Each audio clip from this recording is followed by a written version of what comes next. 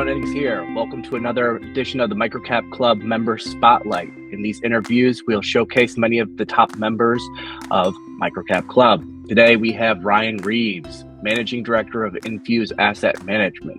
Ryan, thanks for joining us today. Thanks so much, Sean. Happy to be here. So, Ryan, could you give us a little bit about your background and what you're doing today? Sure. So I've kind of just been a nerd about the stock market since I was 12 years old. I had a teacher whose husband actually did like a little workshop about the stock market in the 5th grade. It's really sort of random, but I just fell in love with the concept that you could kind of make money by observing the world around you.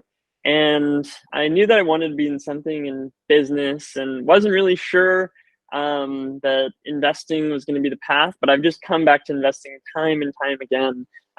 It's just so interesting to observe and just be curious. And like, there's an endless amount of little rabbit holes you can go down into. So just never ending learning. And it's a great way to learn about the world because business powers so much of the world.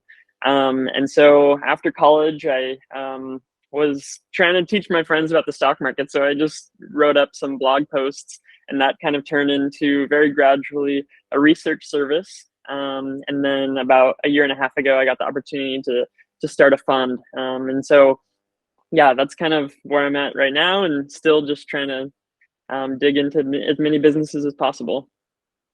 And with your investing journey, do you have any specific point in time where you were introduced to microcaps, or is it just something that has naturally evolved over time? Yeah, I think it's naturally evolved a little bit over time. I mean, I'm pretty market cap agnostic, like whatever it is. I'll be looking at a $20 million company one day and a $2 trillion company the next day. Like I really don't necessarily focus solely on microcaps, but if there's a quality growing business that's a microcap, I'm very happy to look at it.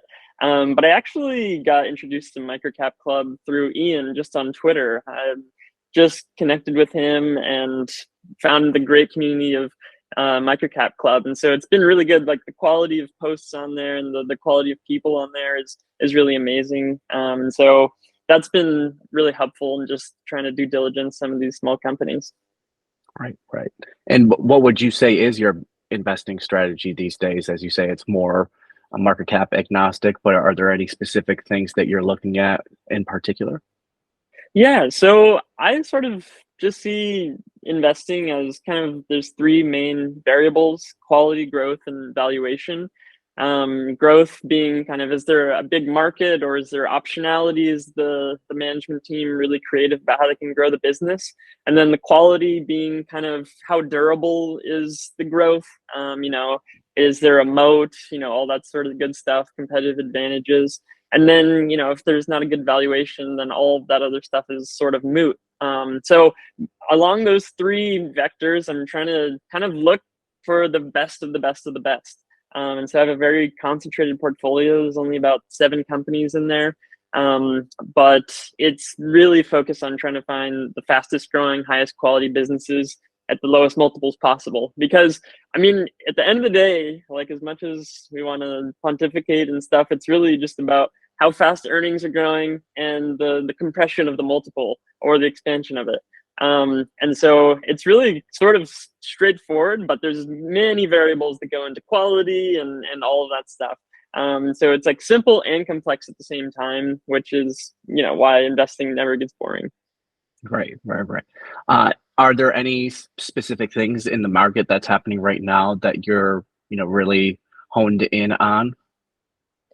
I look at so many random things that I feel like it's kind of a hard question to answer. But I think obviously the thing that everybody's going crazy for is AI, right? But I always like studying because I think it's interesting to always study stuff that, people may be like, oh, that's way too hyped up. And, I would never even look at that. I look at everything. And, if I think that oftentimes people are looking at the trailing multiples instead of looking just maybe even a year or 2 out. And this is kind of maybe a pertinent example, but Nvidia at the beginning of 2023 was like $300 billion company, right? And they, revenue was going down, earnings were declining because there was a cyclical aspect of the gaming business. But then, ChatGPT had its crazy moment, and all of a sudden here they could be doing $30 billion in free cash flow this upcoming year, very easily. And so there's like 10 times free cash flow just a year ago. One of the biggest companies in the world, everybody's hyped on it. And now, this is no comment on what the future is. I mean, the company's like a $1.8 trillion or something. But I think that that's just an example of being able to, and it was very hard to predict that. Like the magnitude that there's been an acceleration there is crazy. But I look at all sorts of stuff. That's just something that comes to mind. And with a lot of companies, especially big ones and the tiny ones, often were given, a map in terms of what the business is actually achieving. I mean, we get that with the 8Ks, 10Ks, 10Qs, and all that type of stuff. Are there any things that you do to really get an idea of what the reality of a company's current situation is or potential future situation? Yeah, that's a great question. So I'm big on checklist. So I run every single company through basically just a set of 17 or 18 questions. And it's, is there, I'm very biased towards founder-led companies. I know there's some data that's like founder doesn't really matter or anything, but just the way that founders tend to be incentivized and tend to really care about the business, that's something that is really important to me. Ideally, I love looking for like a leader, market share leader in the space. I think there's just some advantages that accrue to the leader that are a little bit underrated even still. Is it a big market, profitable? Very rarely, very, very rarely would I invest in an unprofitable company. Is the company growing? Is the recurring revenue? Is it mission critical? Just the, moat. Is there a lack of competition? I'll go through the checklist of every single company that I go through, and I've kind of built up a database over the years. There's about like 1,000 companies that I've kind of put through this checklist, and everything is ranked based on, this company surpasses all the checklist items, and everything is ranked. And so I'll go through that, and it's just a simple way to always just go through the steps of the qualitative analysis. And so I'll read everything, just all the, the filings and everything, all the competitors' filings.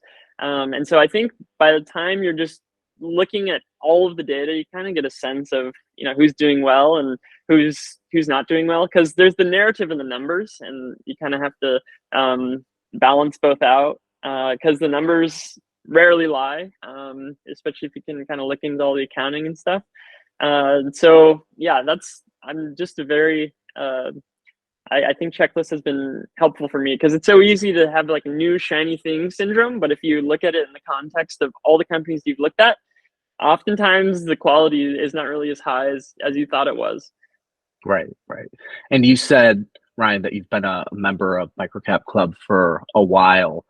What are some of your thoughts on being in the community for that time? And if there's anything, like people that you've met that have really helped you out, and what kind of value add has the community had on your investing journey?